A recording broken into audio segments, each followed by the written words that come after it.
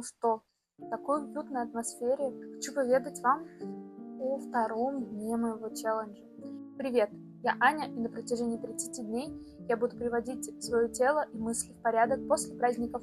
Сегодня мы с вами договаривались поговорить о том, какое у меня до. На самом деле мое до это не про цифры, а про то, что я очень быстро сдаюсь.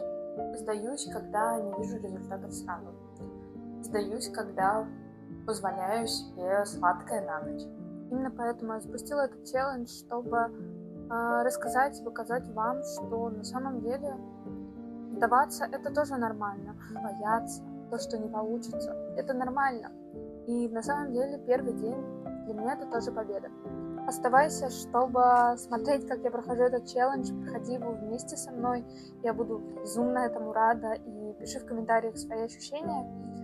Люблю, целую и пока!